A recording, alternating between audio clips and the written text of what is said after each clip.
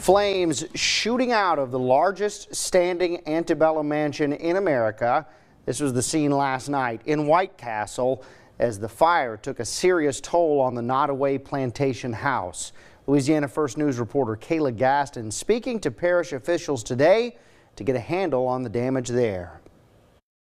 A day after a fire destroyed the Nottoway Plantation house, how the fire started remains under investigation. It's a day that we were always afraid of. Thick smoke and flames rose from the historic Nottoway Plantation Thursday afternoon, a 160-year-old structure in Iberville Parish, sparking conversation about its legacy. There's so much controversy with the past, but you know, in the generations that we didn't live in that generation, right? The main thing is the preservation of history is so important. 10 fire departments rushed to contain the blaze. Though parts of the property were damaged, the main structure still stands. We will continue our investigation, leave no stone unturned until we determine what has caused and why this fire happened. No timetable on how long it's going to take. This is a large-scale fire, so it's going to take a lot of effort. The mansion, once a plantation home, now operates as a resort and museum, drawing visitors from around the world. This event here is gonna take a toll on the Louisiana tourism. Several departments responded to help fight the fire. No injuries were reported. For Louisiana First News, I'm Kayla Gaston. The parish president says renovations were done years ago, but sprinklers were not added to the mansion. Oh, freedom over me, and before I be a slave, I'll be buried in my own grave, and go home to my Lord and be free.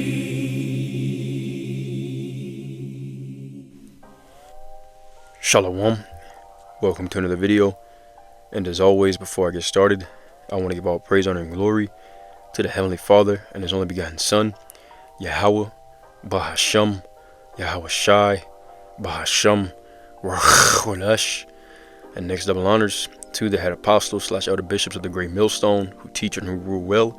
Peace, blessings, and safety to all you sincere Akim. Keep pushing, keep believing, and keep the faith, regardless of what people hear. What do they forbear? All right, this is going to be a quick reaction to the clip that I played in the introduction of this video, a news clip of one of the largest plantations in the country, okay, in Louisiana, being set to flames, okay, being burned down. And this plantation, like all other plantations, are representative of the wealth that was accumulated through hundreds of years of free slave labor, okay, that Jacob served, all right, to Esau, Edom, okay. And once again, this is a representative of that wealth, and the fire burning it is a representative of the fire that's going to burn America, Babylon the Great, okay, because this country was built off of that free slave labor, all right, and it's only going to take the Lord 1 hour to burn this place to oblivion, okay. So that's the topic that we're going to dive into, and Yahweh Rechazami and the Heavenly Father's will is edifying to the elect. I'm going to start off here in Psalms chapter 49 and verse 6. I'm going to read on down to 11. It says, "They that trust in their wealth and boast themselves in the multitude of their riches, none of them can by any means redeem his brother, nor give to the Most High a ransom for him. For the redemption of their soul is precious, and it ceaseth forever." So all their money, their wealth, their riches, all right, is not going to redeem them out of the hand of Yahweh Basham Shai when he comes to bring that judgment. And this precept just came to my mind. Let me go ahead and get it right quick. The book of Job, chapter 27, I believe in verse 8. All right, yep, here it is. It says, "For what is the hope of the hypocrite, though he have gained, when the Most High taketh away his soul?" Verse 9, "Will the Most High hear his cry when trouble cometh upon him?" Okay, so though Esau, Edom has gained, all right, what is his hope going to be? Just as it only took a little bit of time to completely destroy a symbol of wealth, okay, for Esau, it's only going to take the Lord 1 hour to completely destroy great wealth here in America, Babylon the Great. So let's go back. Psalms 49 and 9. It says that he should still live forever and not see corruption. For he seeth that wise men die, likewise the fool and the brutish person perish, and leave their wealth to others. Okay, and what's going to happen? The Lord is going to take the wealth from the nations and he's going to transfer it over to his elect. Verse 11. It says their inward thought is that their houses shall continue forever. And that's what these Edomites believe. Okay, especially the American Edomite, one of the most proud species of the Edomites. All right, they believe that their houses shall continue forever and their dwelling places to all generations. They call their lands after their own names. Let's read this in the NLT. Okay, all right. When it says when they call their lands after their own names. When they capture a land, all right, they name it after, different Edomites. Okay, America's named after Amerigo Vespucci. All right, Africa's named after Leo Scipio Africanus. You got places like Columbus, Ohio, Washington State after George Washington. Okay, so these are characteristics of the Edomites. They trust in their wealth and they believe that their riches will continue on forever. This is Psalms 49 and 6 in the NLT. They trust in their wealth and boast of great riches. Yet they cannot redeem themselves from death by paying a ransom to the Most High. Redemption does not come so easily, for no one can ever pay enough to live forever and never see the grave. Those who are wise must finally die just like foolish and senseless, leaving all their wealth behind. The grave is their eternal home where they will stay forever, and they may name their estates after themselves. Okay, so kind of reads a little bit differently, just want to bring that out. But let's go next to Habakkuk chapter 2, and I'm going to get this one in the KJV. All right, it tells you that all the wealth of the heathens has been built up just to go into the fire. Okay, because we know that everything that they have on this side is going to be destroyed in World War III. Okay, all 2,000 square miles of America is going to be completely wiped out, turned into a desert, never to be inhabited again. This is Habakkuk 2 and 9. It says, woe to him that coveteth an evil covetousness to his house, that he may set his nest on high, that he may be delivered from the power of evil. Okay, and that's what Esau has done. Let's read this in a different translation. All right. In the NLT it says, what sorrow awaits you who build big houses with money gained dishonestly, okay, through slavery, robbery, treachery, deceit. You believe your wealth will buy security, putting your family's nest behind the reach of danger. Okay, and once again, this large plantation house is an omen, all right, a sign of all of America's wealth getting ready to go down in flames. Okay, I'm going to read this in a different translation. All right. In the ESV it says, woe to him who gets evil gain for his house, to set his nest on high, to be safe from the reach of harm. All right, CSB, woe to him who dishonestly makes wealth for his house, to place his nest on high, to escape the grasp of disaster. Okay, but they've gained their money, their wealth dishonestly, and that's part of history that they want to cover up, a part of history that those plantations represent. All right, woe to them, meaning destruction unto them. It says, verse 10, thou hast consulted shame to thy house by cutting off many people, and hast sinned against thy soul. For the stone shall cry out of the wall, and the beam out of the timber shall answer it. Woe to him that buildeth a town with blood, and establisheth a city by iniquity. Okay, and this is one big great city in the eyes of the Lord, and it was built off of bloodshed. Okay, America, Babylon the Great, was built off of the slaughter of the indigenous here, and off of the slaves' free labor for hundreds of years. All right, it says, behold, here's the point in verse 13, behold, is it not of the Lord of hosts that the people shall labor in the very fire, and the people shall weary themselves for very vanity? Let's get this in different translation.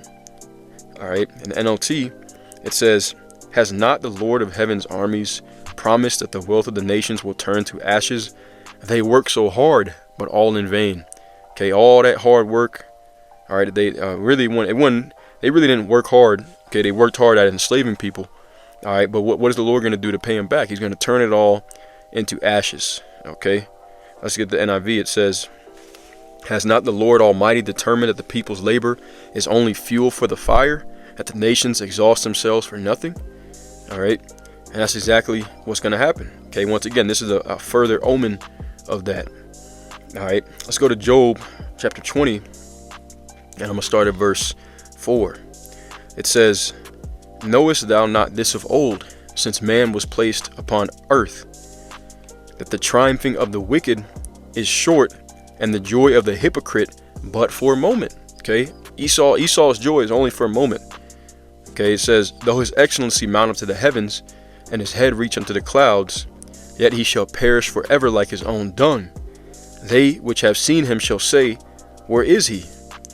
He shall fly away as a dream, and shall not be found. Yea, he shall be chased away as a vision of the night. All right, and I'm going to skip down.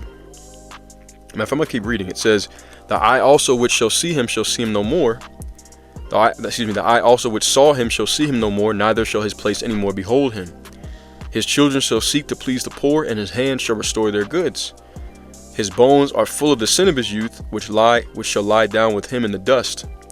And though wickedness be sweet in his mouth, though he hide it under his tongue, though he spare it and forsake it not, but keep it still within his mouth, yet his meat in his bowels is turned, it is the gall of asps with him. Verse 15, he has swallowed down riches, and he shall vomit them up again, but the Most High shall cast them out of his belly. So he's not going to be able to enjoy, okay, the sinner is not going to get away with his spoils, as the scriptures say. Okay, he's not going to be able to enjoy the fruit of all the torture and once again enslaving that he's done across the four corners of the earth. The Lord is going to burn it all. And once again, this plantation being burned down to the ground is a further omen of his society, his wealth, his riches being taken from him. Okay, all being burned down to the ground. All right, I'm gonna skip down to verse 18. It says, that which he labored for shall he restore, and shall not swallow it down. According to his substance shall the restitution be, and he shall not rejoice therein. The Lord is going to take everything from him, everything, because he has oppressed and forsaken the poor, because he has violently taken away a house which he builded not. Surely he shall not feel quietness of his belly, he shall not save of that which he desired. There shall none of his meat be left, therefore shall no man look for his goods. In the fullness of his sufficiency he shall be in straits, every hand of the wicked shall come upon him. Let's read this in a different translation. All right, it says in the NLT, it says, in the midst of plenty they will run into trouble and be overcome by misery. All right, because why? All the nations they have spoiled, like we read in Habakkuk 2, are getting ready to rise up against them. And when you go into that word for workers, okay, the wicked, which is amal, all right, Strong's 860:01. All right, Hebrew word amal, okay, it says a laborer, a sufferer, a wretched one, a laborer or a workman. So all of his laborers are getting ready to rise up against him. All the nations that Esau has oppressed, okay, it says every hand of, it should say the workers shall come upon him. All right, and that's what's getting ready to happen. He's getting ready to be spoiled because he's spoiled. Let's get a quick precept on that. All right, Isaiah 33:1. All right, it says, woe to thee that spoilest, and thou wast not spoiled, and dealt treacherously, and they dealt not treacherously with thee. When thou shalt cease to spoil, thou shalt be spoiled, and when thou shalt make an end to deal treacherously, they shall deal treacherously with thee. And that's what's getting ready to happen. And the Lord is the one who's bringing these things to come to pass. So we're getting ready to see the greatest downfall of a nation in history, and really we can't wait, okay? Because once again, our enemies have, you know, as it said, that they have oppressed. They've taken a house that they builded not. All right, and what is the Lord going to do? He's going to burn it all to the ground.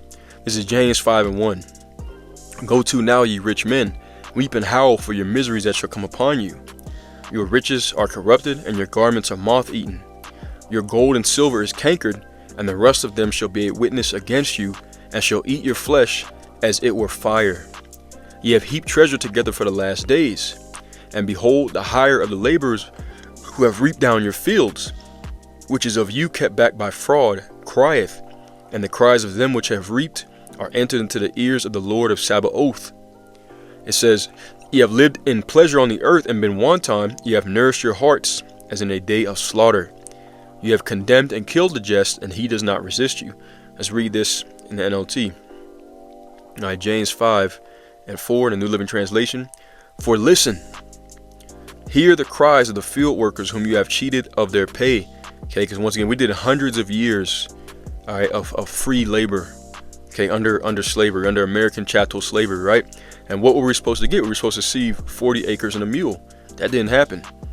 Okay, and then even now, you know, Jake talks about reparations, and that's laughed to scorn.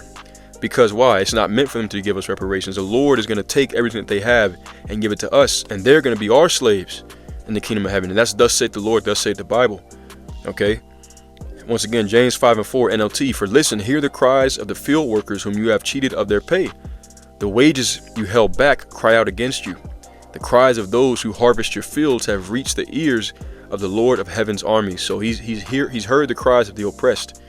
All right, and he's getting ready to render vengeance unto you. Okay, double. It says, ye have lived in pleasure on the earth and been wanton. Ye have nourished your hearts as in a day of slaughter. Why? Because pursuant to Psalm 17:14, okay, it tells you that the wicked, that their portion is in this life. So they've had, the Esau Edom has had his riches and wealth on this side. Okay, so what's going to happen? Just like in the parable of Lazarus, it's going to reverse, and he's going to go into perdition. All right, and then the Lazarus, which represented Jacob, the poor man, the oppressed of the society, okay, they're going to enter into the kingdom of heaven, into Abraham's bosom. All right, as the parable says. This is James 5:5 in the NLT. You have spent your years on earth in luxury, satisfying your every desire. You have fattened yourselves for the day of slaughter. All right, and the Lord, he's going to bring that slaughter. You believe that? James 5:7, exhortation to the saints. It says, be patient therefore, brethren, unto the coming of the Lord.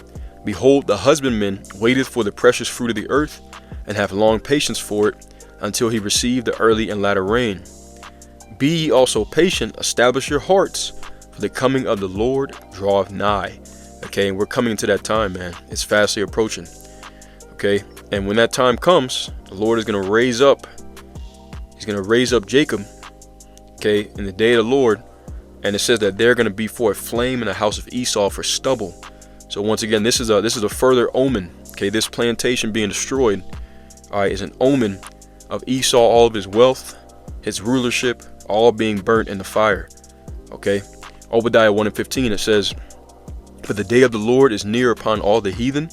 As thou hast done, it shall be done unto thee, and thy reward shall be return upon thine own head. It's the time we're coming into. For as ye have drunk upon my holy mountain, so shall all the heathen drink continually. Yea, they shall drink, and they shall swallow down, and they shall be as though they had not been. But upon Mount Zion shall be deliverance, and there shall be holiness, and the house of Jacob shall possess their possessions. Okay, because what's going to be the end result of it? As I said, all right, Esau is going to go into captivity. As a matter of fact, let's get a precept right quick. Okay, Yahweh Basham Yahushai is going to give us rest. And he promised that we would rule over our oppressors, and that's their worst nightmare. All right, but we lived it. Okay, we were ruled over by our oppressors, and now we're getting ready to rule over them. Isaiah 14:1. For the Lord will have mercy on Jacob, and will yet choose Israel, and set them in their own land, and the strangers shall be joined with them, and they shall cleave to the house of Jacob. And the people shall take them and bring them to their place, and the house of Israel shall possess them in the land of the Lord, for servants and handmaids. And they shall take them captives, whose captives they were, and they shall rule over their oppressors. Okay, and that's justice. And it shall come to pass in that day that the Lord shall give thee rest from thy sorrow, and from thy fear, and from the hard bondage wherein thou wast made to serve. Okay, one of my favorite verses in the whole Bible. But let's continue on. Okay, I'm gonna give verse 18, Obadiah 1:18. And the house of Jacob shall be a fire, and the house of Joseph a flame, and the house of Esau for stubble, and they shall kindle in them and devour them. And there shall not be any remaining of the house of Esau, for the Lord hath spoken it. So for the 1,000-year reign of Yahushua, who the word originally calls Jesus, we're going to rule the nations with a rod of iron. And then after the 1,000 years is over, Esau Edom is going to be taken and thrown into a pit, and they're going to be burned in the fire, completely devoured, just like that plantation. Okay, and that's according to biblical prophecy.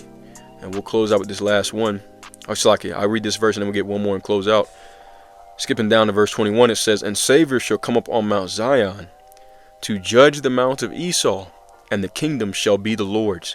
So whoever's ruling in the last days, that those are the Edomites, and the Lord is raising up saviors of his people to execute judgment against the mount of Esau, the rulers of this world, and the kingdom shall be the Lord's. So this is when we enter into the kingdom of heaven, when they go down. And once again, we know America, Babylon the Great, okay, and the nation that is ruling over this society is prophesied to be destroyed.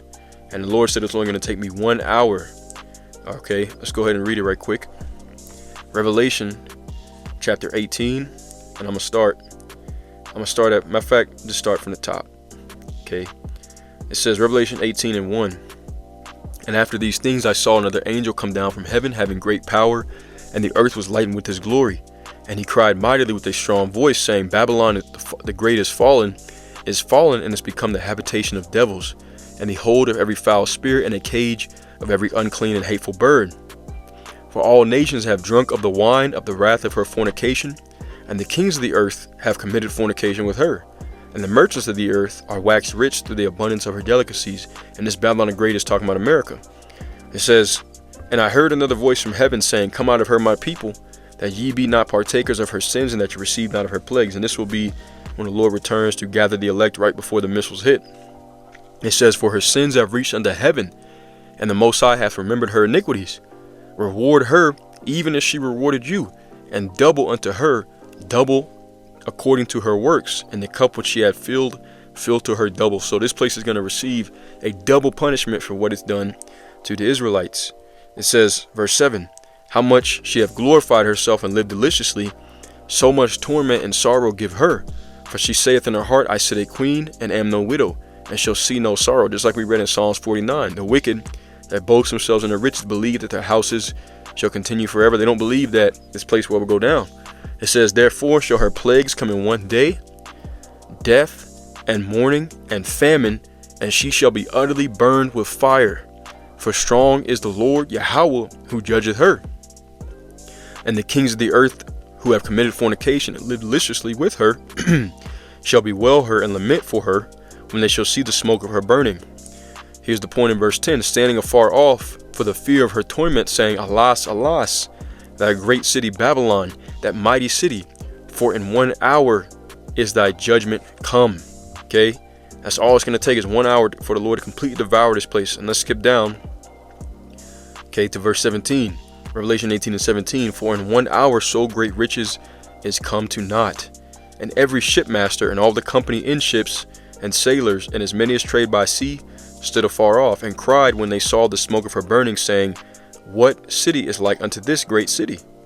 And they cast dust on their heads and cried, weeping and wailing, saying, Alas, alas, that great city wherein we were made rich, that all that had ships in the sea by reason of her costliness, for in 1 hour is she made desolate. Rejoice over her, thou heaven, and ye holy apostles and prophets, for the Most High have avenged you on her. Okay, and we're going to rejoice. We're going to rejoice heavily in that day. It says, And a mighty angel took up a stone like a great millstone, that's where we get the name from, and cast it into the sea, saying, Thus with violence shall that great city Babylon be thrown down, and shall be found no more at all. So the same way that this place, okay, this plantation got burned, and it's never going to be rebuilt again, never to be recovered again, America, Babylon the Great, will be completely destroyed, burned to a crisp. And it's only going to take 1 hour for the Lord to completely devour all 2,000 square miles of America, Babylon the Great. So this is an omen, okay?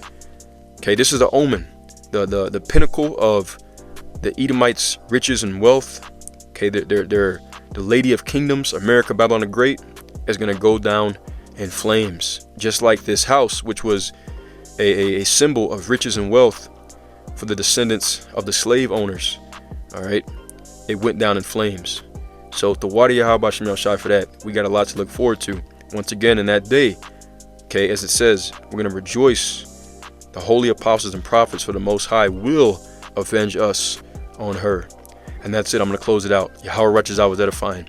As always, all praise, honor, and glory to Yahweh Bahasham, Yahweh Shai Bahasham, and until next time, Shalom, and abide with ball.